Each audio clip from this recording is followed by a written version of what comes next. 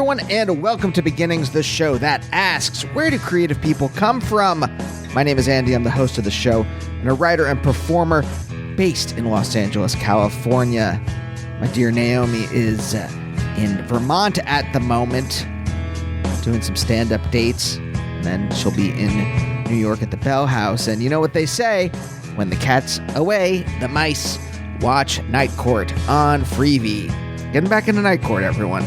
It was a very good show. It was probably the first of the weird NBC shows.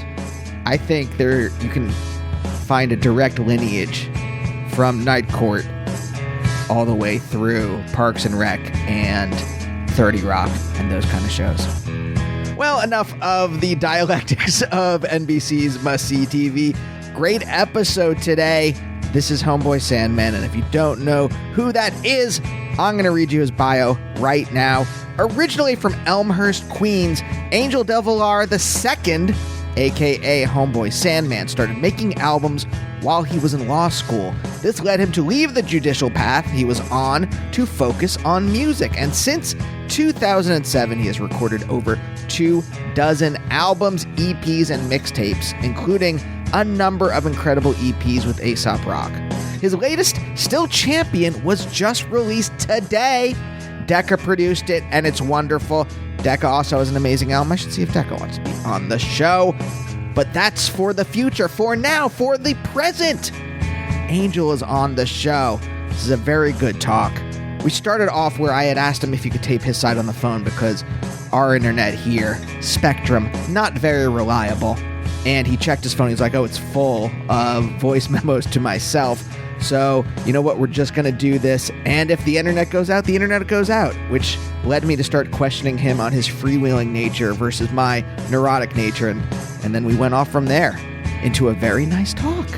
We recorded this, by the way, when I was still recovering from COVID. So I'm at like 70%.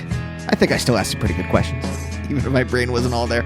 By the way, if you enjoyed this episode, even with me at 70%, and you want to check out other episodes of the show, I've been doing this for 12 years. And what I like to do here in the intro is a little recommended if you like. If you like my talk with Homeboy Sandman, Angel, from the world of hip-hop, maybe you'll enjoy my talks with other people from hip-hop. Why, I've talked to Gene Gray, Samus, Open Mike Eagle, mentioned in this episode. Mike is great. No Can Do, Psalm 1, Cadence Weapon. Why not check out those episodes? If you like what you hear, why not subscribe to the show wherever you get your podcast from? I'm on Twitter and Instagram at Andy Beckerman. Who knows how long Twitter will last? And honestly, all I'm doing over there at the moment is just posting pictures from my rewatch of Night Court. It's still pretty fun at the moment. Actually, I would say this is the most fun Twitter's been since Trump got COVID. But we'll see how long that lasts. Coming up on the show, a lot of great episodes. Kurt Wagner from Lamb Chop. Jerry Stahl, wonderful writer.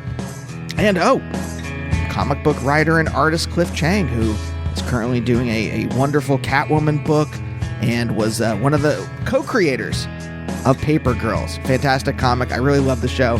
Sad that it was canceled after one season. But that was a cool talk. So stay tuned for those. But without any further ado, Homeboy Sandman.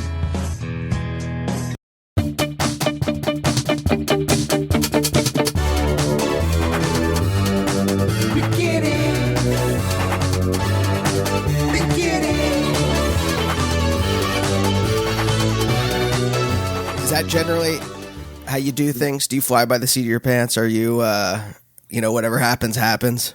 I'm definitely whatever happens, happens. I do my best, and I'm happy with the result. All I got to do is my best. So we'll do our best here. And then if the thing doesn't come through, it wasn't meant to be. You know what I'm saying? How are you like that? Because I am like very risk averse. I am very I was actually going to ask you, you were just on tour. My wife and I spent 2.5 years being hermits. And then we wanted to do one cool thing. We got invited to an Emmys party. And we wanted to do one cool thing. We even wore masks to the party. It was, for the fact that we wanted to be cool kids, we were two uncool kids at this party, and there was like one other couple that wore masks, and I just took my mask off just like once in a while to eat like a hors d'oeuvre or drink some Diet Coke or something like that, and I got COVID from that. Mm-hmm. But you went on tour. Did you got through unscathed? Yeah, it was a ball, you know what I mean? But I was going out. I never stopped going out, so I was used to going out. Talk to me about that because it's so foreign from like my own. Like if I am walking down the stairs, I'm imagining myself lying crumpled dead at the bottom of the stairs, and I'm like gripping onto the banister for dear life because I'm picturing that. So talk to me like about this kind of like you're like, yeah, no, I was fine. I didn't like feel in danger at all.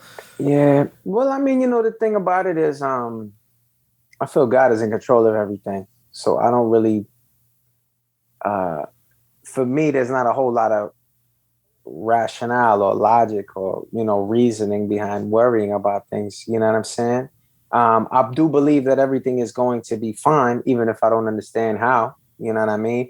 Even when things happen that are not what I would have had happen, I feel that it's towards a greater purpose that I just don't understand. You know what I'm saying? So,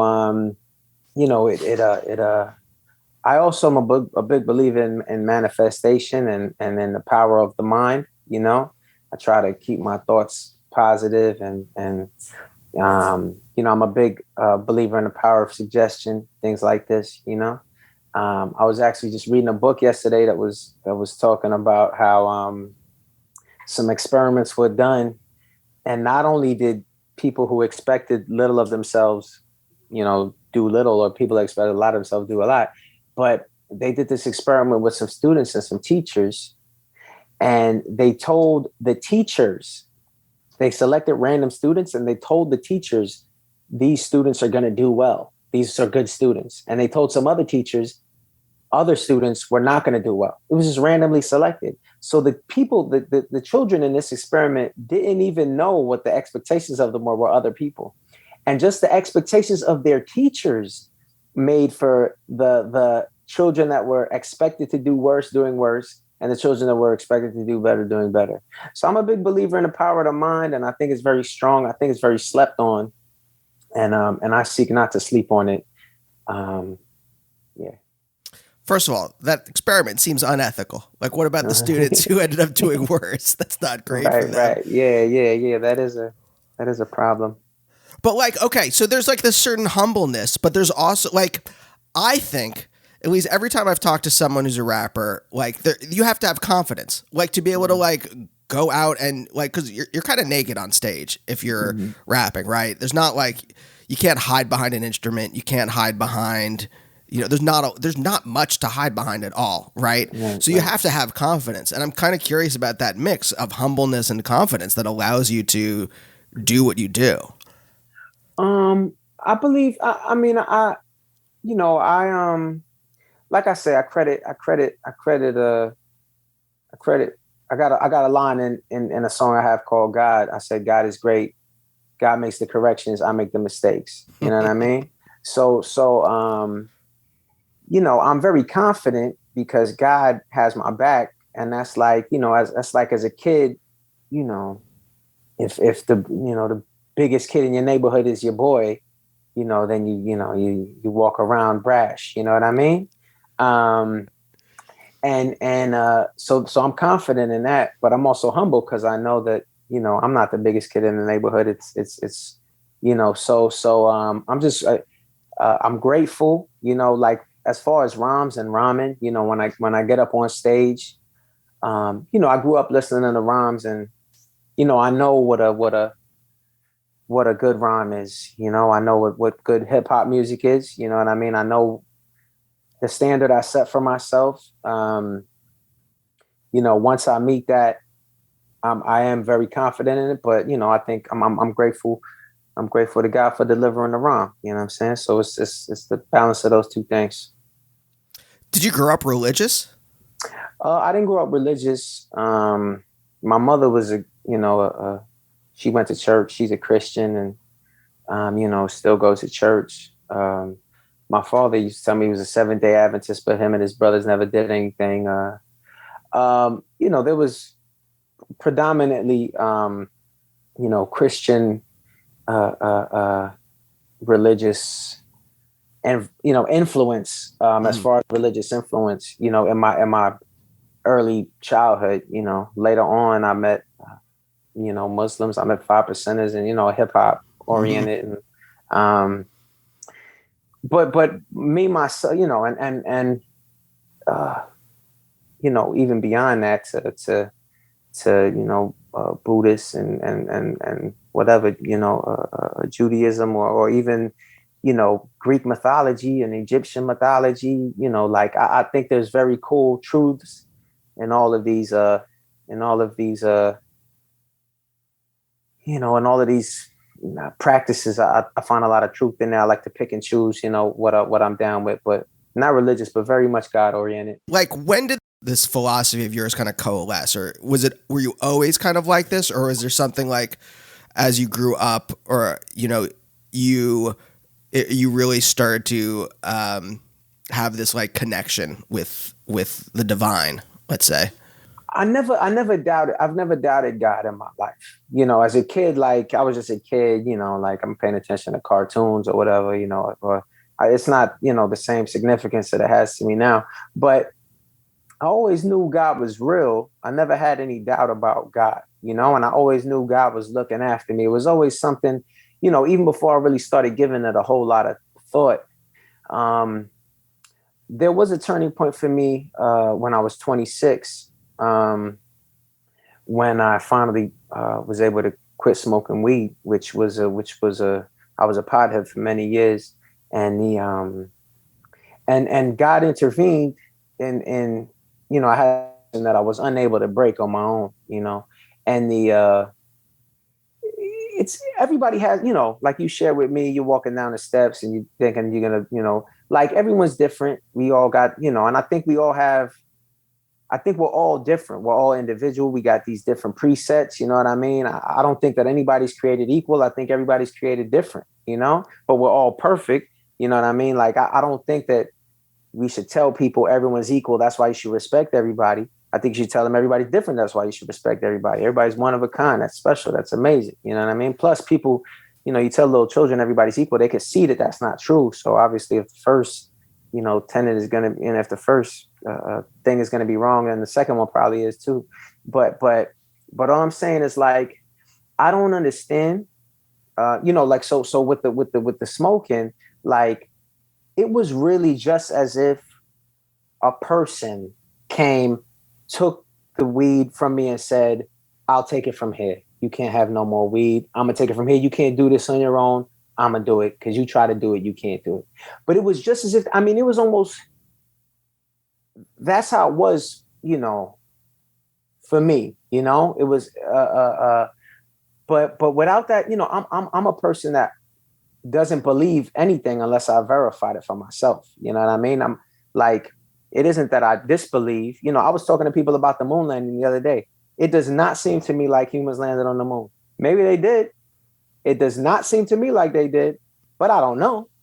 But I definitely haven't verified that human beings have landed on the moon. So I'm the type of dude that does not believe in a thing unless it's been verified to me. And if God had not made herself, and I say herself, I don't believe God is a woman or a man, but I just seek to be corrective. Everybody always calling God he. If God shows herself to me clearly, and clearly doesn't do that for everybody, you know what I mean? So I'm not out here trying to convince people of anything or anything like that. Because I myself wouldn't believe in God unless I felt God like I feel a person sitting next to me, How was weed getting in the way of your life? For me, weed was a major inhibitor to my growth, I need to learn to be comfortable being myself. I would smoke weed to be comfortable. I need to learn to be creative myself, my own. I would smoke to spur my creativity. You know what I mean? I need to, I need to learn to cope with challenges. I don't, if I'm doing something that, is so unpleasant that I need to smoke to get through it, I shouldn't be doing that thing. If, Right. if there is something that I want to do, but I feel like smoking takes the edge off, I need to lose the crutch, you know what I mean? And really actualize. I mean, I felt like, during my time of smoking weed all the time, my progress, just my advancement mentally, personally, but was just stunted. You know what I mean? I wasn't facing things. Instead, I was, distracting myself, and I was numbing myself. And, for me, weed was definitely addictive. I know there's a rumor going on that weed isn't addictive, but for me, that was not the case. Could you tell that at the time, or is this just in retrospect that you're like? I mean, I could tell that I was an stunting. addict. I could tell I was an addict because, I'm familiar with addictive behavior and have witnessed it, throughout my life. And,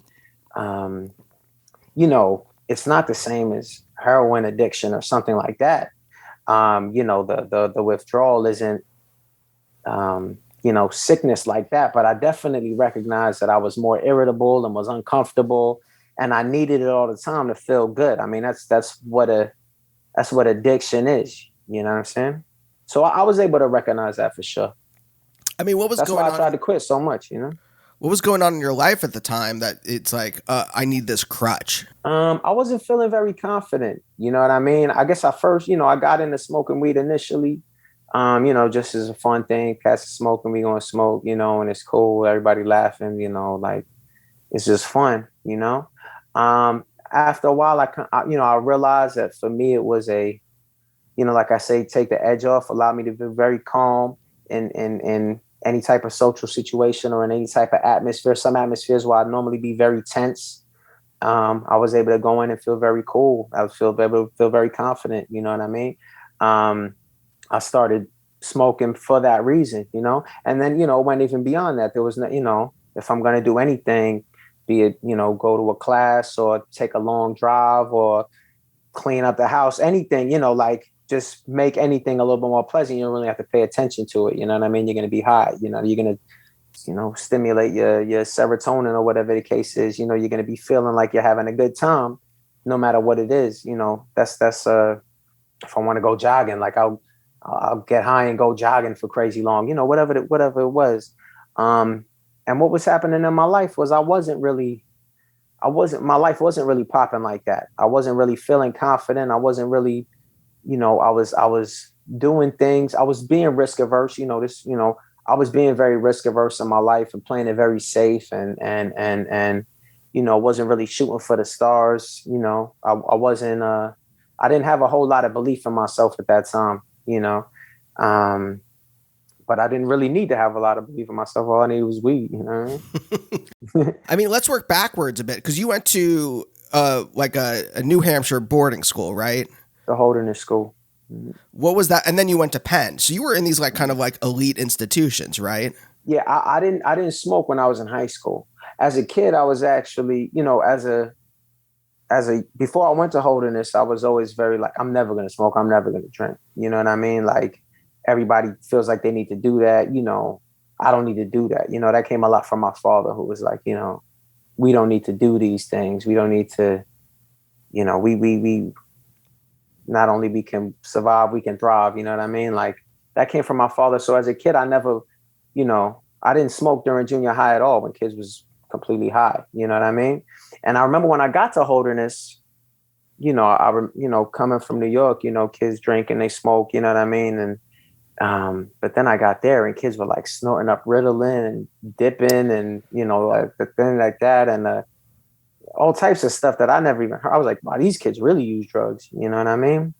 But I never got into it. It was easier there because I was like kind of looking down at them as like, these kids are using drugs and they're, at this super nice school. And, they have all these. At that time, I was, still very much at a point where I was looking at, richness in a financial way. And I'm thinking, here, you got all these rich kids using drugs. This is wild. They don't even got, they got, a bunch of, I come from a 2-parent home, which is an amazing an amazing blessing. But I had already realized that, I had already realized that me and my boys from prep, one of the things that made us, one of the things we shared was coming from 2-parent households where so many people didn't, you know what I mean? And I'm like, all these kids come from 2-parent households and they're out of control, so I looked down on them. So it was easy for me to stay away. But once I got to Penn, it was a challenging thing being in that atmosphere for 4 years. I felt very out of place. Most people there come from very dissimilar backgrounds to me. So, and that was, even though I made some of my best friends there and I really connected with people about what there really is to connect about. But at the time I was just thinking, oh, all these people are different from me. So when I got to Penn, I was like, let's just party. I went through my, okay, let me try to smoke, let me try to drink. And I wound up being one of them cases of, kind of like them boomerang cases, that you hear about of somebody who starts late and then goes really hard, Okay, I see what you're saying. Yeah. No, because it seems like, were they both like kind of just like both Holderness and Penn, a bunch of like moneyed whites? Is that really like what the Penn atmosphere was like? The atmosphere at Holderness was a very, pale, money, atmosphere. At Holderness. At Penn, there was a lot of that, but there was a lot of, brown kids from the city, from Philly, New York, all over the country at Penn. Penn had, 20,000 kids. Like it wasn't difficult to, there was a dorm called Du Bois, like you could just go to Du Bois, it felt like you was, in Harlem, you know what I'm saying? Like you could just, so Penn and being in the middle of Philly, and at the time I used to play a lot of basketball, so I was always on the court hooping with people and hooping with people from Philly. Like, it wasn't at all the same, like, oh, this atmosphere is, I was only 2 hours from New York. I could go home whenever I wanted, but it wasn't like Holderness was like 260 kids. There's a handful of, brown skinned kids, a handful, not enough to fill one of the dinner tables, you know what I'm saying? Mm-hmm. So that was a real culture shock for me when yeah, Philly is like, I lived in Philly for 4 or 5 years. I went to grad school at Temple. Oh, okay, word up. And I lived in South Philly, and I was over in West Philly a bunch. Okay, yeah, too. Yeah, so like Philly seems like it's a real city, right? It feels like a real thing. It's just, I don't know. To me, Penn is this elite institution. I remember for undergrad, my parents were like, look, you can go to Penn if you want to, but you have to really want to go there because we're going to have to go really into debt if that's what you wanted. And I'm like, I'll go to, then I got a scholarship to Pitt, and I'm like, all right, we'll do that. Word up. I just wanted to have fun in quotes. I was a good student. Fun was like playing a band, DJ at the radio station. That was fun for me.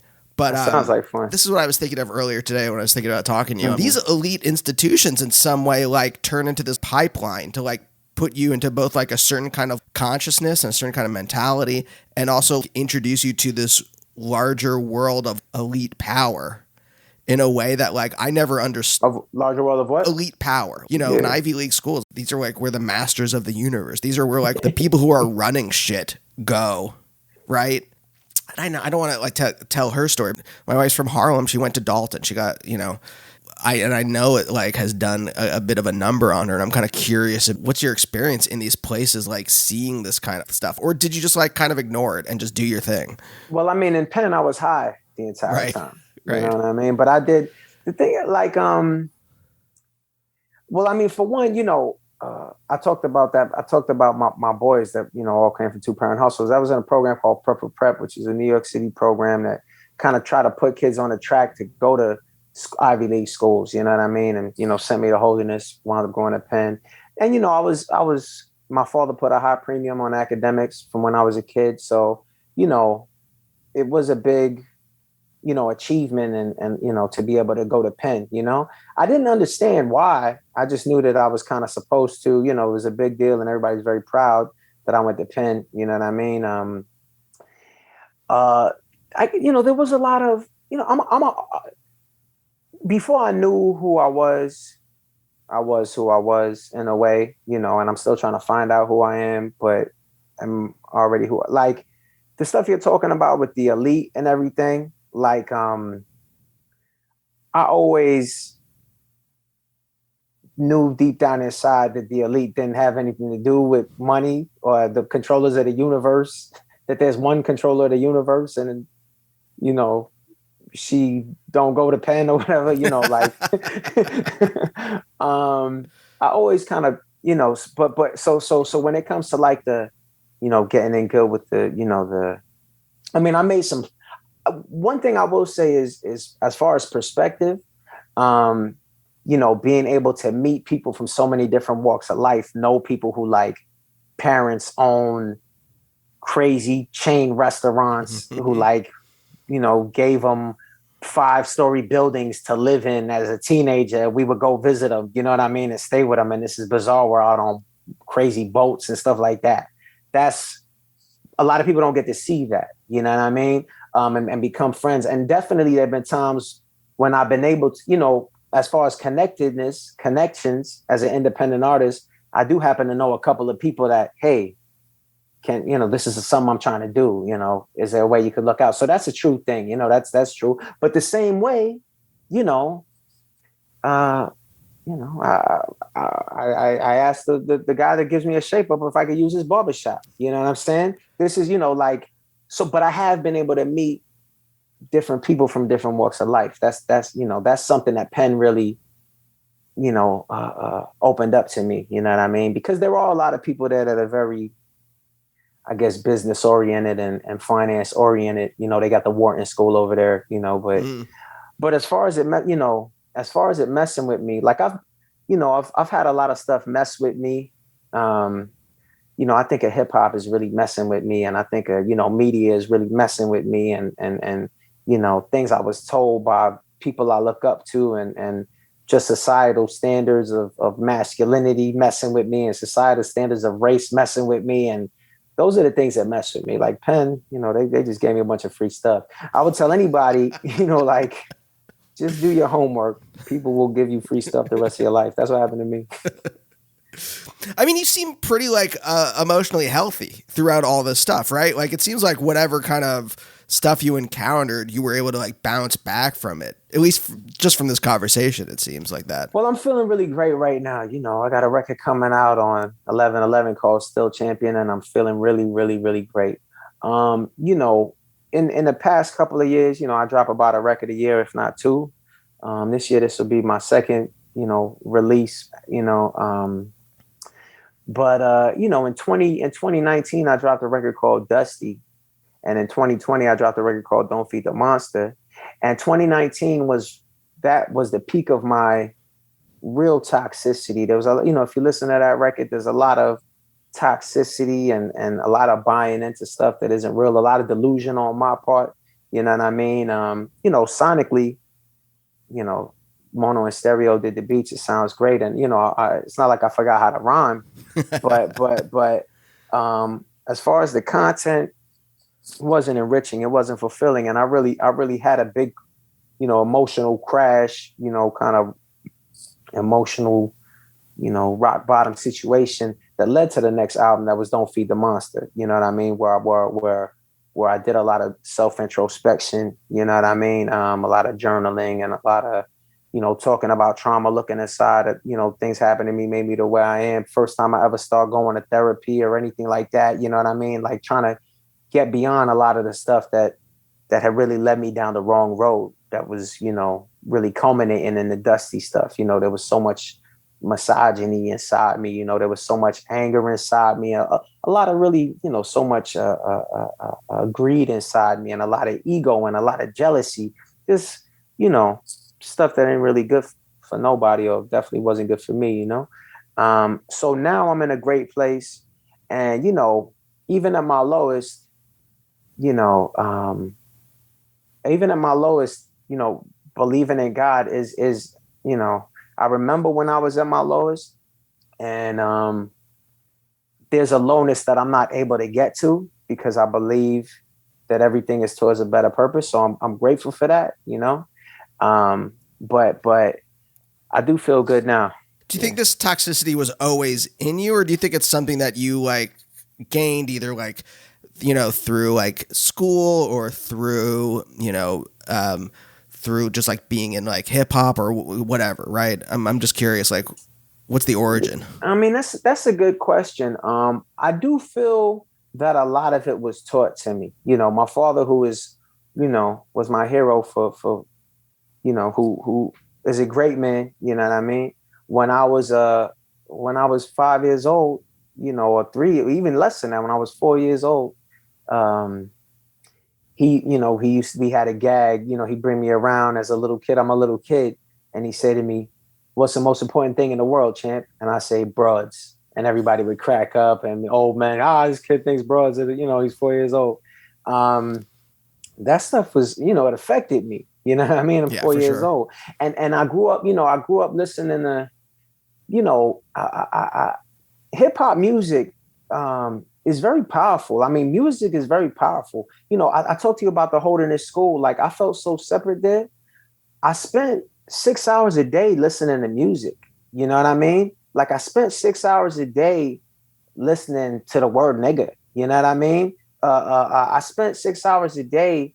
I mean, you know, I spent 6 hours a day listening to bitches ain't shit. You know what I mean? I spent Yeah. 6 hours a day listening to if you ain't talking money, don't talk to me. You know what I mean? Like, this is absurd. These are absurd things. You know what I'm saying?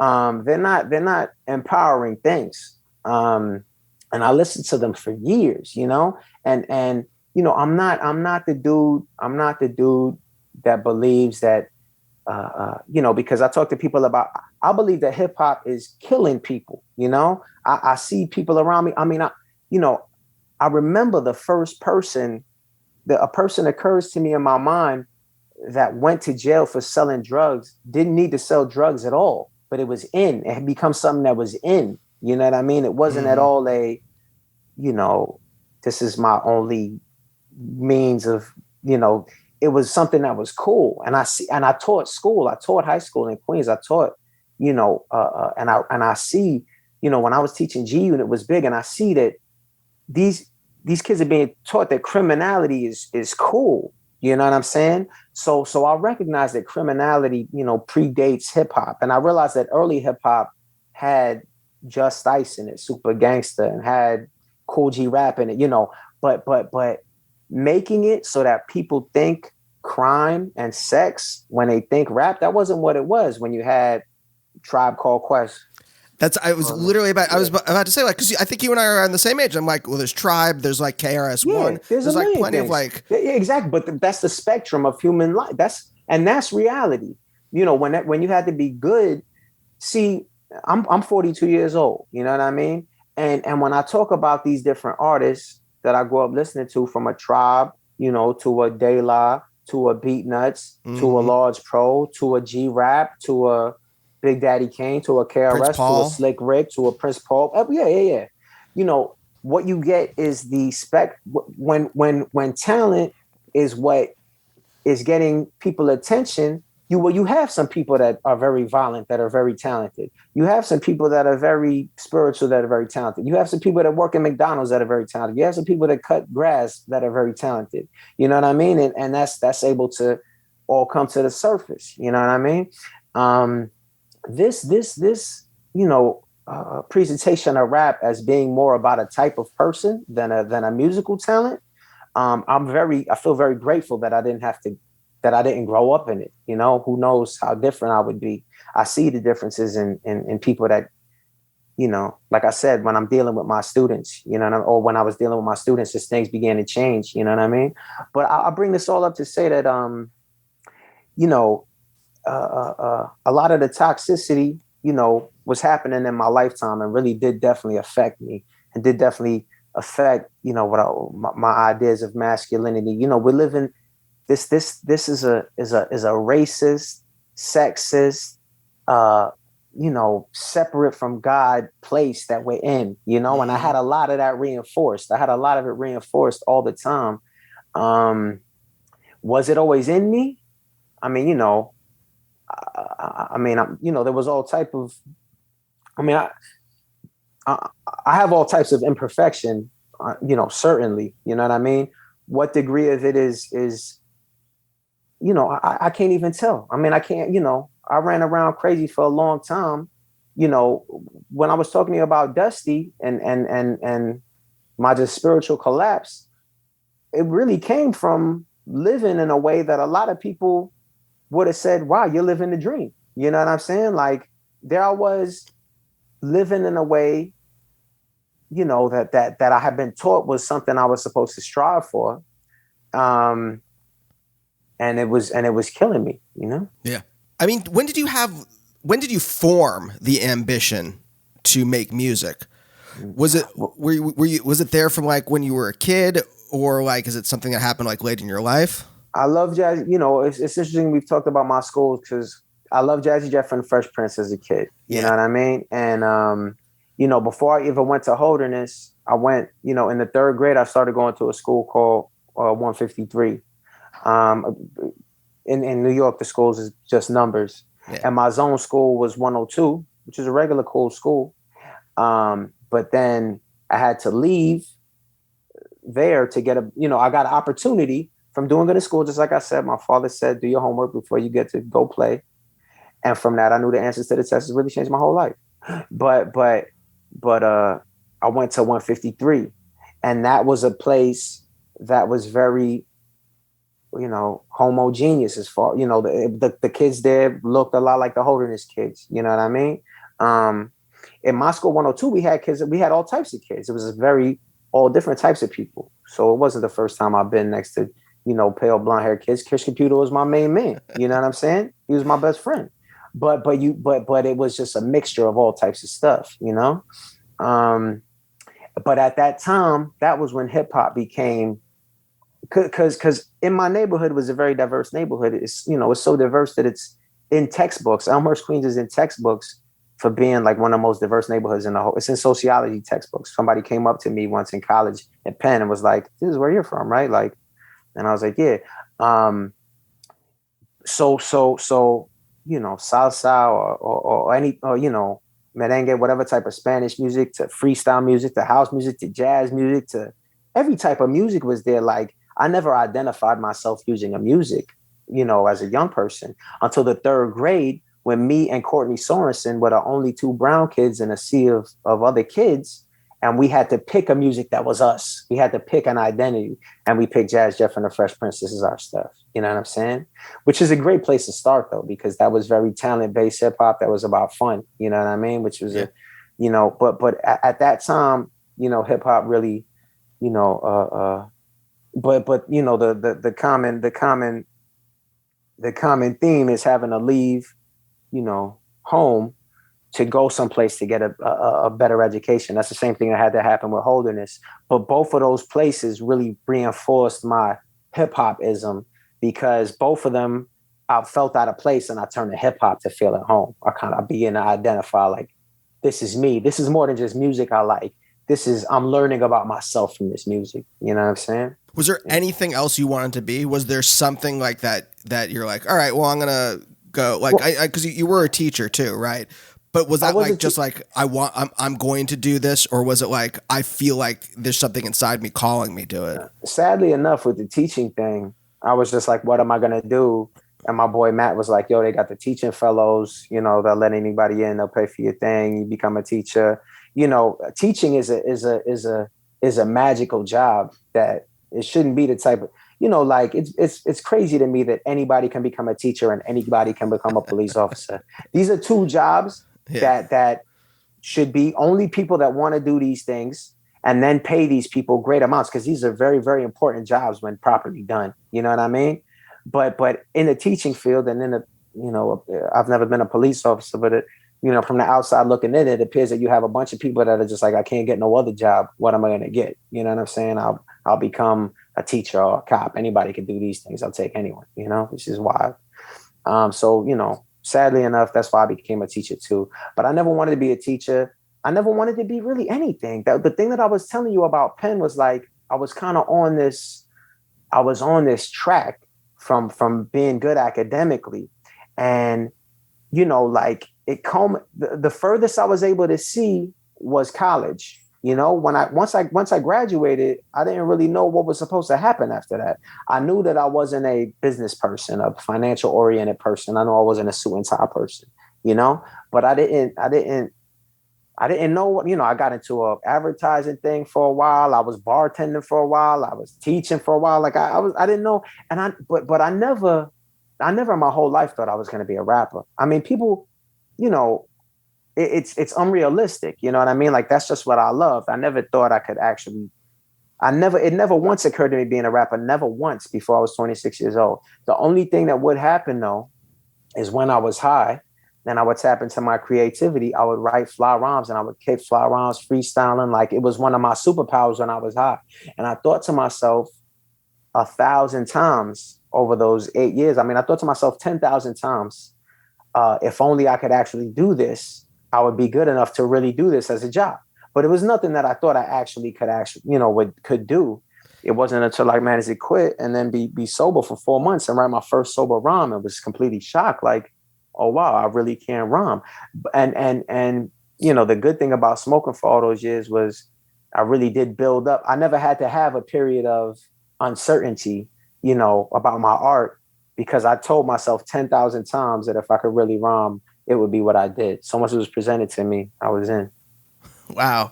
So then, okay, now that we're working backwards, and you brought up growing up in Elmhurst, like, what was that like? I mean, what was the atmosphere? You said that it's like such a diverse mix of everyone. I for whatever reason, I didn't hang out in Queens a lot. I lived in New York for like 10 years. And where'd you live? Greenpoint for a little bit, and then when my wife and I moved in together, she's like, "I'm not moving to Greenpoint. You're moving to Harlem." So I lived in Harlem for most of the time. I love that. Well, it seems like when people from other places move to New York, they don't move to Queens as much, or even the Bronx as much. Yeah. But they moved to Brooklyn and Manhattan, or Staten Island, ever. But they moved to Manhattan and Brooklyn primarily. You know what I mean? I don't know how that came to be. But, because Queens is great. Growing up in Elmhurst was fun, crazy fun. You know what I mean? I grew up on Queens Boulevard. We had the Lowe's Theater right across the street. We had White Castle right on the block. We had Queens Center Mall right across the street. We had Hoffman Park right across the street. Like, my childhood was fun. My building was huge. It took up the whole block. We ran in the hallways. We ran in the staircases. We played tag. We played, manhunt, whatever. We had crazy fun. We'd be in the backyard of the building for Halloween. And we would have so much. It was mad fun. You know what I mean? Like, I didn't have I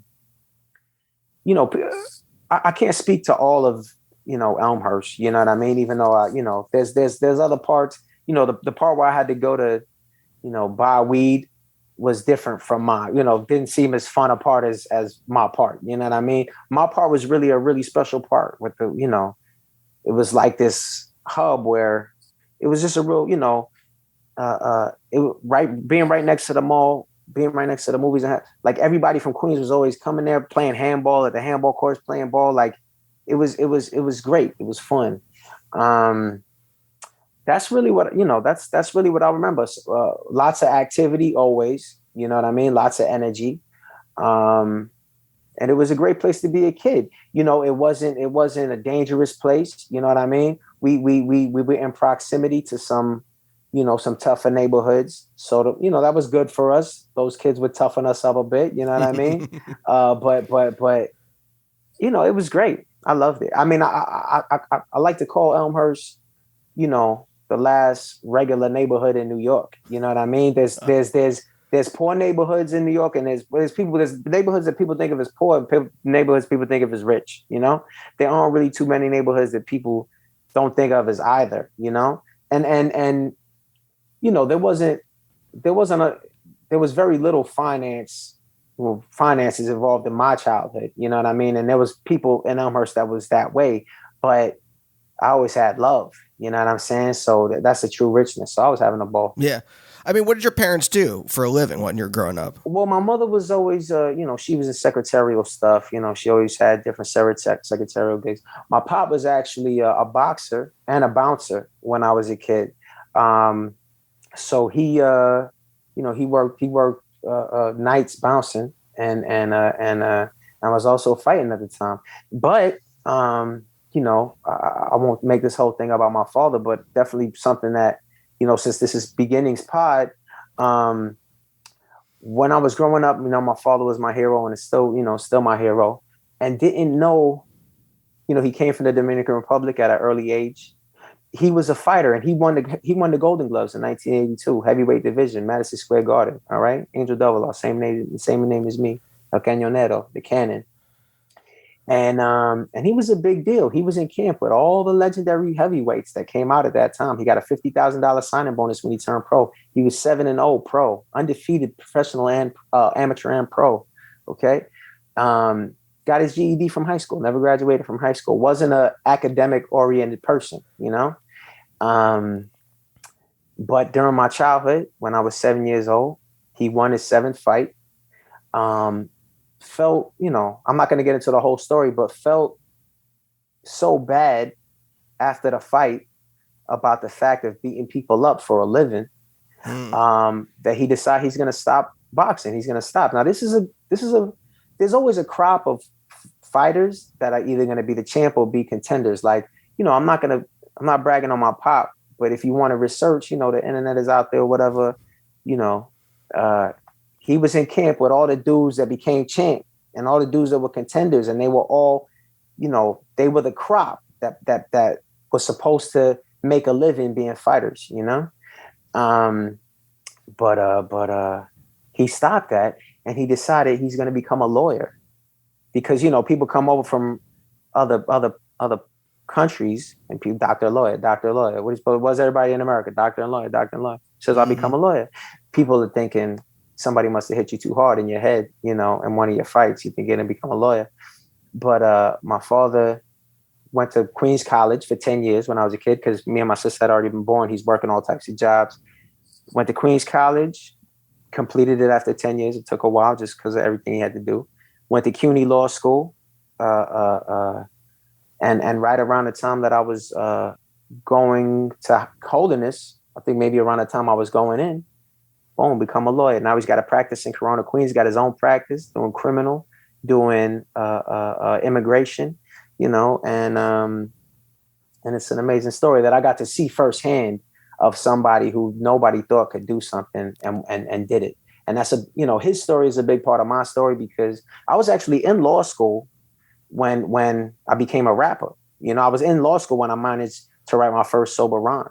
And law school, like I said, school has been a refuge for me. When I've quit teaching, I was like, man, I gotta stop smoking somehow. I'll go to law school. I actually went to law school to relax because I know in school they just pay for everything. I got a scholarship to Hall Street. You know what I mean? I got a good gift to gab. You know what I mean? I gabbed up a nice personal statement.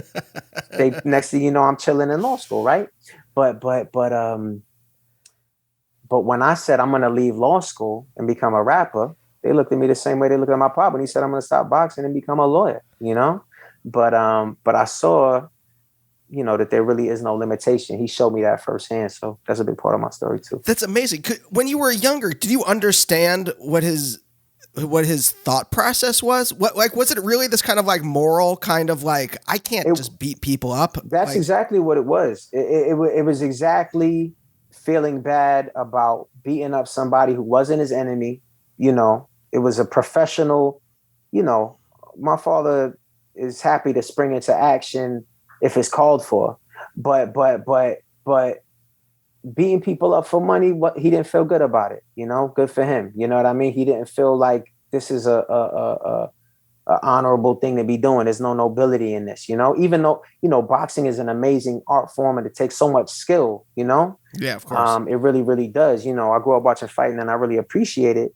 But he felt that, you know what I mean? He didn't need to feel that. It shows a special thing in him just that he felt that, because he was making money, you know what I mean? He was making money fighting and he felt like that was wrong. But I didn't understand it as a kid. Nah, I just, I didn't understand it at all. You know, I just remember, you know, he would be asleep all, you know, I remember he'd be asleep all the time because he was working constantly, trying to do Queens College, trying to, you know, do different jobs, you know.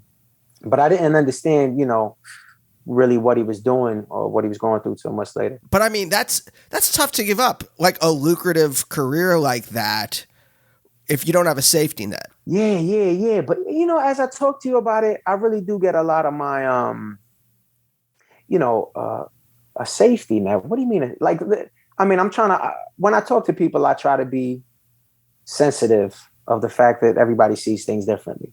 Because what I really want to say is safety net. What do you mean safety net, B? You don't have no safety net. Ain't nobody got no safety net. You're crazy. Wealthy people got a safety net. When I left grad school, what the person will get struck by lightning? Y'all are crazy. You are. Tomorrow the financial system collapses. A wealthy person walk down the street, somebody see him, don't like him, take him out. Like you. People believe that money is what makes people safe. Where do they get that from? It don't play out. But that's one of the things I got to see going to Holderness. These people ain't no happier. They ain't no safer. They ain't no that. Yeah. I got to see that correlation between happiness, joy, wasn't at all a financial thing. And everybody don't get to see that. I got to see that from a very young age. You know what I mean? I don't think that anybody, I haven't met, I think anything could happen at any time, babe. To anybody. I don't know nobody. And you talk about money as how come who you know think they have enough money? Who you think they have enough money to be safe? Do you know anybody? When I moved to New York, if I didn't get to do what I was doing, if I didn't at least find a day job or something, I was gone in 2 months. I was a professor in Philadelphia. I'd saved up I was living just like this close to, I mean, I was broke. I was genuinely broke.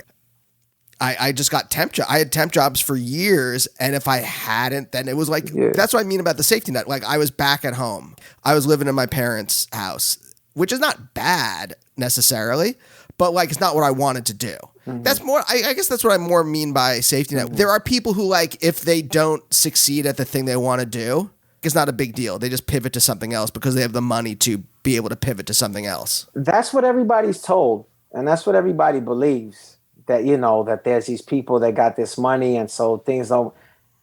I mean, what matters to me is love. What matters to me is creativity. What matters to me is God.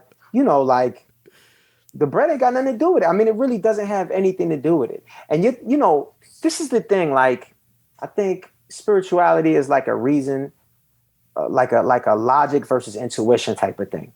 Because you could go, you know, I got great stories of miracles. You know, there's the phrase, don't believe on miracles, count on them. That's me. You know what I mean? I don't know how much money I got. I haven't known how much money I had for 15 years. I got enough. I don't run out. You know what I'm saying?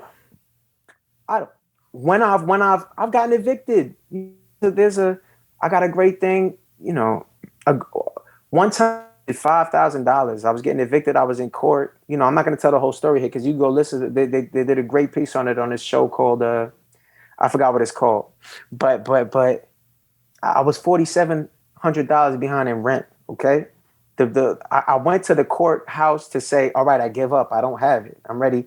And this clerk out of nowhere just says, yo, ask for 15 days. The clerk is supposed to be working for the court. The clerk talks me into saying that I'm going to have the money in 15 days. I tell the clerk, I'm not going to have the money in 15 days.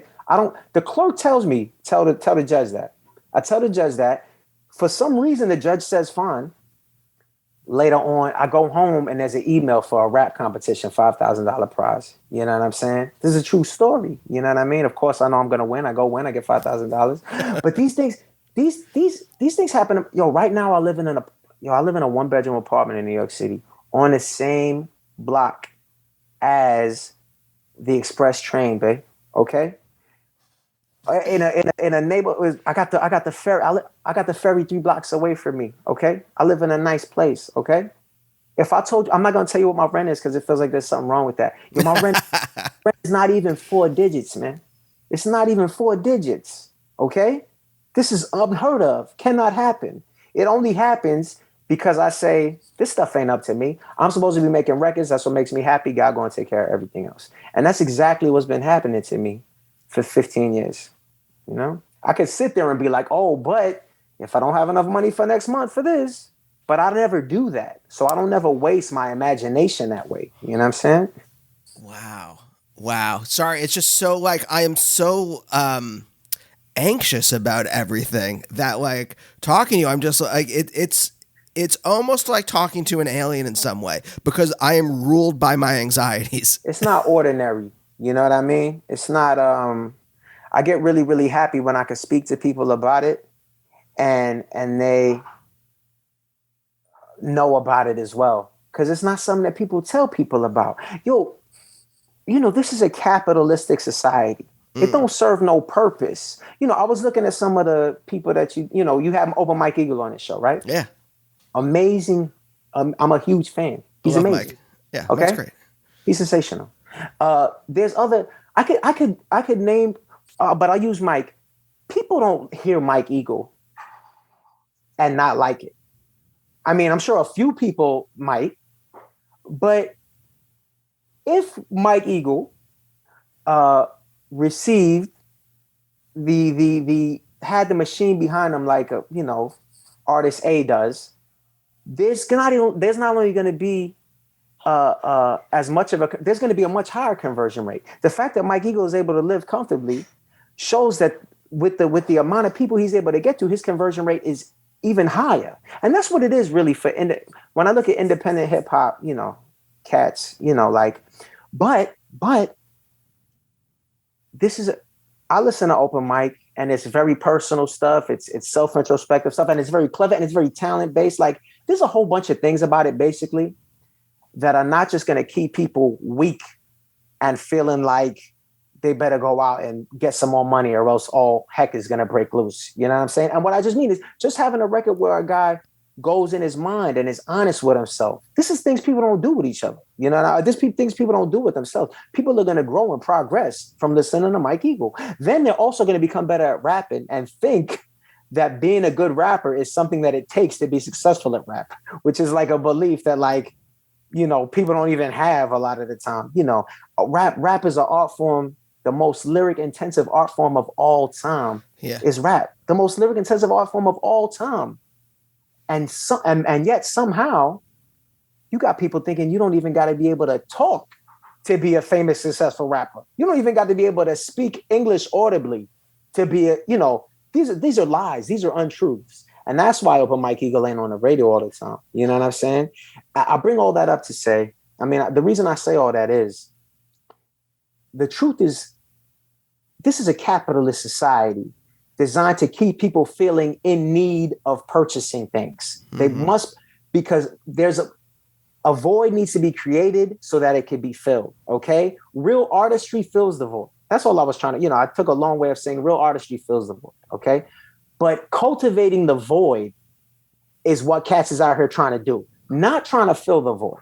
So yeah, it is very, very, and I'm trying to fill my void. You know what I mean? I'm not out here, I'm grateful that I feel good right now. I haven't always felt good. I'm grateful that I feel good. But I didn't never get taught, don't worry about it. God controls everything. I didn't never get taught that. I know you didn't never get taught that. And people don't never get taught that. People get taught you better be afraid of 100 things or else everything's going to go wrong. Yep. And that, in a state of fear, you could read some fear. If you put people in fear, you can get people to believe anything. If you read psychoanalysis, fear is a proven ingredient to control. You know what I'm saying? It's like the number one, add fear, add however many teaspoons. It's the first thing in the cookbook. You know what I'm saying? But it don't serve us, but it serves the cats that like us thinking this way, Yo, check this out. Hold up. My fault. This has been a great talk. This is amazing. Yeah, this is awesome. I'm loving it. I don't even know because I talked about my childhood a little bit, but now it's 6:00. Yeah. This is great. That was actually a perfect place. I love the ending on the idea of fill the void, don't cultivate it. Yeah, word up. I'm with that. But listen, man, this has been a blast. Thanks so much for having me on and chopping up. I don't mean to leave all abruptly. I just did catch note of the linear time right now, which really flew because time flies when you're having fun. Yeah. But keep up the great show, and thanks for having me on. Yeah, thanks for being on. This was great. Thank you so much. Right. Peace. And we'll see you next time. Bye. Bye, oh, bye, oh, bye, oh, bye, oh, bye, oh, bye, oh, bye.